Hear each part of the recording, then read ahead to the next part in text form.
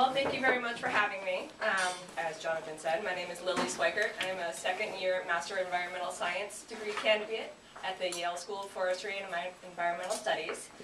My field is wildlife conservation with a specialization in endangered species restoration. When I was growing up, my family moved all over the world, and the only constant that I had was my family support and our pets, and it was that experience that made me an animal lover. After college, I realized that there are actually people out in the world who dedicate their lives to protecting wild animals, and I decided that was what I wanted to do. I consider it my job to get people to think about their effects on wildlife and their ecosystems around them. I've worked all over the western United States, but my most significant work experience was with the Turner Endangered Species Fund. The Turner Endangered Species Fund is a small nonprofit that Ted Turner started to restore native endangered species on his properties. I worked for them for about 4 years, and 2 of those years I ran a black-tailed prairie dog and a black-footed ferret restoration project in central South Dakota.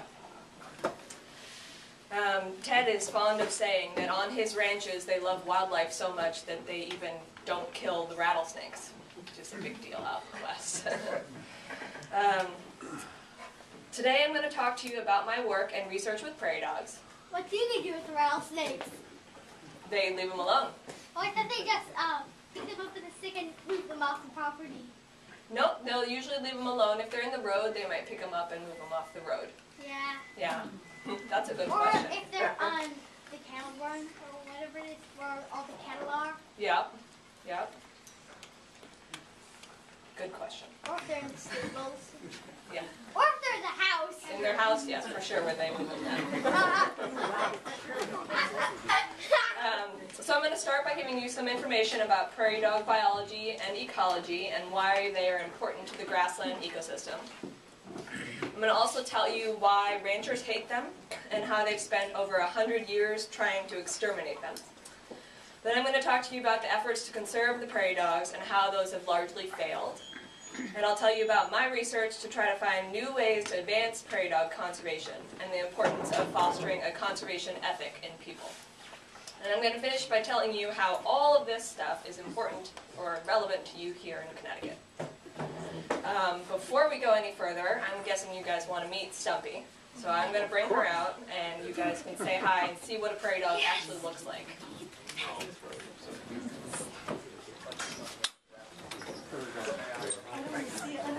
So Lily told me that this is sort of near Stumpy's bedtime, so we have, if Stumpy's a little grumpy, you'll understand why.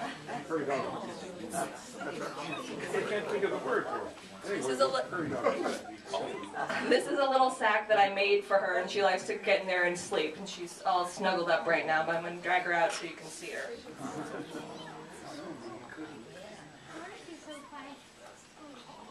She's like,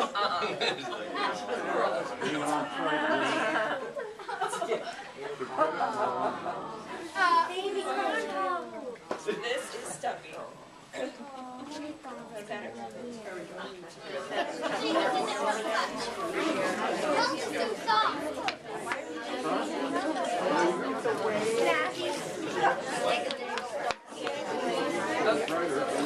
Okay, so I had a couple questions about where I got Stumpy.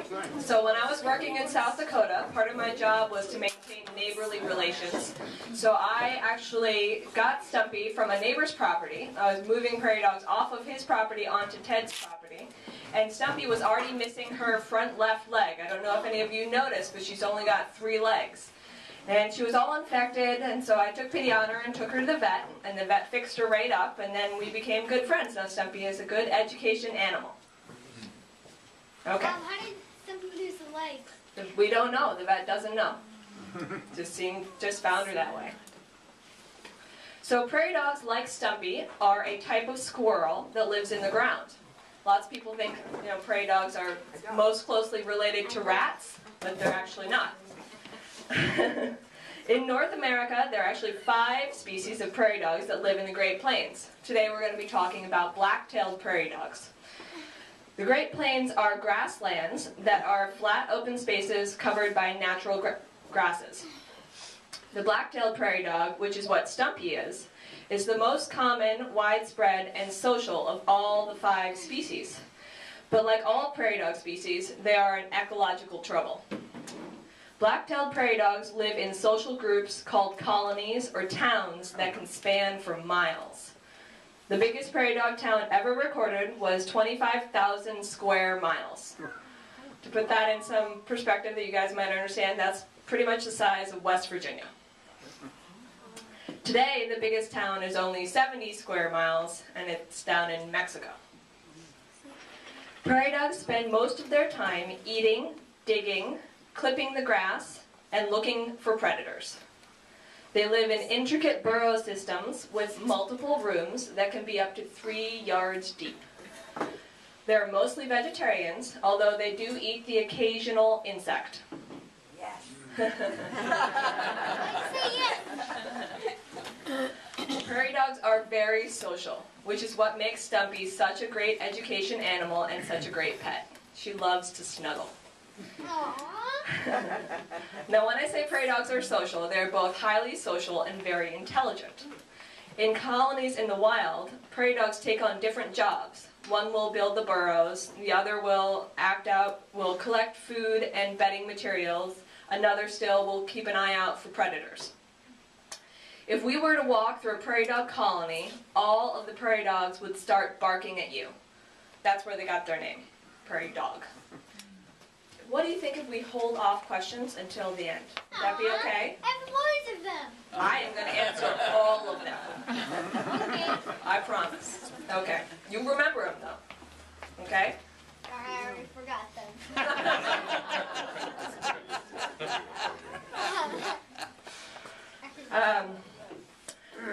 If after we were walking through the colony, we were to stay in the colony for a while, prairie dogs will realize that we're not actually trying to eat them, and they might do a jump yip.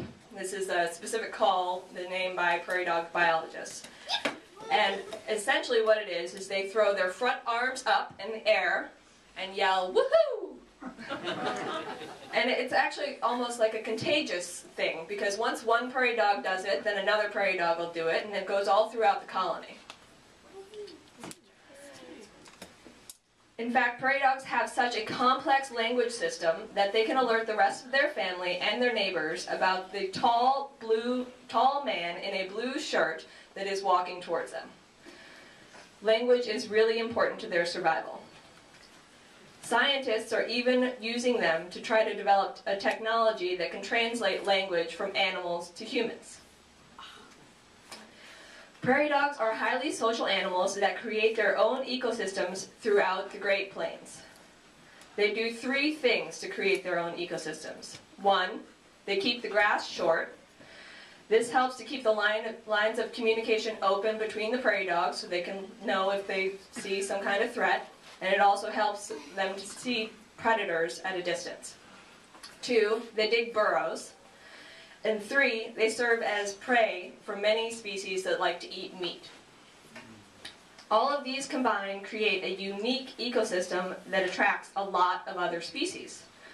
There are at least 9 different species that are dependent on prairie dogs, and 150 species that benefit from prairie dogs. There is no other species in the U.S. that changes the landscape like the prairie dogs do. A couple of species that depend on prairie dogs that you might have heard of are the mountain plover, the burrowing owl, the swift fox, and the black-footed ferret. The black-footed ferret is unique because it is the only ferret species native to North America. It's specially adapted to live in prairie dog burrows. It only eats prairie dogs, and it cannot live without them. It is because of the prairie dog's effects on the ecosystem that scientists call the prairie dog a keystone species. Just like the center stone of an arch, if you pull out the keystone, all the rest of the stones will fall. And I'm going to talk to you a little bit about the people that first settled the Great Plains. So all of the information that I just gave you is relatively new. This was discovered by biologists and ecologists who've studied prairie dogs. Up until the 1960s, mostly, the only people who even knew what a prairie dog was were the ranchers who settled the Great Plains. When Europeans first began settling the West, over a quarter of the entire Great Plains was occupied by prairie dog colonies. That's pretty big. That's about the size of the state of South Dakota and Nebraska combined. Many of these settlers took up ranching, raising cows for beef for humans to eat, as a way to make a living. It didn't take long for them to start viewing the prairie dog as a competitor with cattle. From the rancher's point of view, it was simple. Tall grass meant enough food to grow fat cows, which meant a better living. As we know, prairie dogs keep the grass short on their colonies, which ranchers interpreted to mean that there wasn't enough food for their cows. Now we know that by keeping the grass short and by digging burrows, prairie dogs actually make the grass higher in protein and more tender, so cows really do like to eat it, and other grass-eating animals also like to eat it. And by burrowing, they mix the soil, which allows for more water to get into the ground, which produces better grass. But at the time, ranchers did not know this. All they saw were that prairie dogs destroyed the grass and dug up the earth, and so that meant they had to go. The ranchers didn't do this alone. The U.S. government sponsored heavy poisoning campaigns throughout the 1920s and 30s. By the 1960s, only about 570 square miles of prairie dogs were left. So prairie dogs went from being a unique ecosystem, supporting over 150 animals of spanning the size of 2 different states, down to the size of 1 county in Nebraska alone. All of that was well and good at the time. Like I said, we didn't really understand anything about prairie dogs or their ecosystems until recently. But in the 1960s, a conflict started. For the youngins here, the 1960s were the start of several social movements for change in the United States. Is it important? That was anti-segregation. Yeah, right. The one I'll talk about here is the environmental movement. Up until that time, people didn't really think about the chemicals they were putting in the air or the ground or the water, and they didn't think about the loss of the animals from ecosystems. But in the 1960s, they started to see the results of decades of ignorance, and they demanded a change. This new group of people contradicted the original ranchers and settlers, and a conflict between the two developed that still exists today. In response to the environmental movement, the government created the Clean Air Act and the Endangered Species Act. But what did this mean for prairie dogs? Well, in the 1960s, the black-footed ferret, the species I mentioned that can't live without prairie dogs, was listed as endangered of going extinct and being lost forever. Unfortunately for the ferret and the prairie dog, nothing was done to help either until almost 30 years later, when scientists could only find 1 population of ferrets. Not long after that population was discovered, all those ferrets died out and everybody believed the black-footed ferret went extinct. As luck would have it, a couple years later, a ranch dog named Shep brought his owners a dead ferret in the middle of nowhere, Wyoming. Is that the actual name? I've been there, I think. His name is Shep, yep. No, the name of the area. No. It's called Matitsi. A few years later, scientists discovered another population. This was a second chance to save the black-footed ferret, a second chance that the conservation community did not take lightly. After about 10 years, conservationists had a stable, captive population of ferrets ready for reintroduction to the wild. Their only problem was that there weren't enough prairie dog colonies for them to put them out on. This started a decade of prairie dog conservation efforts. Conservationists tried to convince ranchers that prairie dogs did not affect cattle grazing by or through scientific studies. All of the things I told you earlier about prairie dog biology and ecology, that they make the grass more nutritious, that they mix the soil, those were discovered in those studies. And all of the species, those 150 that are benefiting from prairie dogs, those were also discovered in those studies. But even still, the ranchers remained unconvinced. Conservationists tried to pay ranchers incentives to have prairie dogs on their lands, but it didn't work. Sorry. And they tried to use the law to make the prairie dog an endangered species, but ranchers were too politically powerful to let that happen. After 10 years of hard work, the prairie dog conservation movement started to fade, and the black-footed ferret remained listed as endangered. So many people had tried hard for so long and seen so little results that they couldn't take it anymore. That's where I come in. So as I mentioned before, I restored prairie dogs and ferrets in South Dakota for 2 years. During that time, I learned all about their biology and ecology and came face to face with many a rancher who thought I must be stupid for wanting to restore them. I also learned all about the failed conservation efforts. When I came to grad school, I decided to focus my research on finding ways to advance the conservation of prairie dogs. I love a challenge. Last summer, I went out to the eastern plains of Colorado. The entire eastern half of the state of Colorado is a flat grassland, which is perfect habitat for prairie dogs. I sat down with 28 ranchers and told them I was looking for ways to advance wildlife conservation that would be positive for them. This really appealed to them and opened the door to a fruitful conversation. After years of being told they were doing things wrong and that ranching was hurting the environment, someone was actually asking them for ideas to make conservation work. It's important that you know that I did not try to educate the ranchers or teach them about prairie dogs. Instead, I was merely listening and asking questions. I also interviewed 19 conservationists around the state to ask them about their current conservation efforts. From those interviews, I learned a lot. I developed a greater respect for ranchers and hope that my questions forced the ranchers to think about wildlife conservation in new ways. During the interviews, I asked the ranchers to tell me about their ranch, their ranching methods, and what made it all worthwhile. It turns out that even though ranchers are in a for-profit business, most of them don't make money. 60% of the ranchers I spoke with had a second source of income off the ranch. Most of them were ranching because they wanted to live a ranching lifestyle. I had many ranchers tell me that they liked ranching because it afforded them the opportunity to be close to nature, and they thought it was a great way to raise their kids. This contradicts the perception of the conservationists I spoke with. Most conservationists thought ranchers were selfish and purely focused on making money by exploiting nature. If you think about it, it's no wonder the conservation efforts stalled. Another really important thing that I learned was the pride ranchers have for their work. They take great pride in raising beef to feed people around the world. Many of them said that they felt that ranchers were the true stewards of the land. They described a conservation ethic, a notion of a responsibility to take care of the ecosystems around us. Because the primary argument against prairie dogs is that they compete with cows, I asked them a lot of questions about their cattle.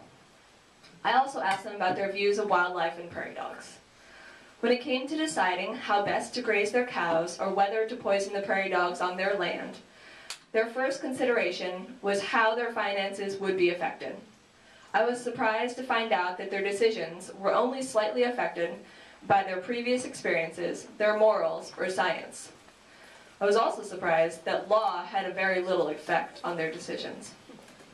All of this is significant because it tells conservationists that even though most ranchers are not ranching for profit, they still make decisions based on finances. So, when we're developing our strategy to advance the conservation of prairie dogs, we know that we need to frame things in terms of the ranching lifestyle, but that we need to break them down in terms of finances. But while ranchers told me that they enjoyed wildlife and supported their conservation, or the conservation of wildlife, they did not include prairie dogs in that list. Despite a decade of conservation efforts, numerous scientific studies, and political campaigns, ranchers still firmly believed that prairie dogs were bad for the land. This is also important because it tells us that no amount of science or policy is going to change their feelings about prairie dogs. Feelings are a long-term, culturally instilled belief. The most important question, I think, that I asked them was a question that I don't think anybody had ever asked them before. It was about ways ranchers and conservationists could work together to advance conservation. I asked this question as much for the ranchers' benefit as I did for myself. I think it was important for both of us to think about ways to work together instead of against each other.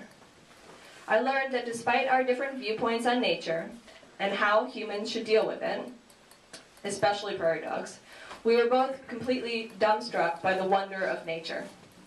I had one guy's wife tell me how he spent 30 minutes down in a ditch trying to rescue 2 toads before he filled in the ditch. Another guy kept bragging to me about how sandhill cranes visited his ranch every spring. This is a really important common ground because it is a foundation for a relationship. If conservation is to advance, a relationship is crucial. This common ground, combined with the rancher's conservation ethic, gives me hope for the conservation of prairie dogs in the future.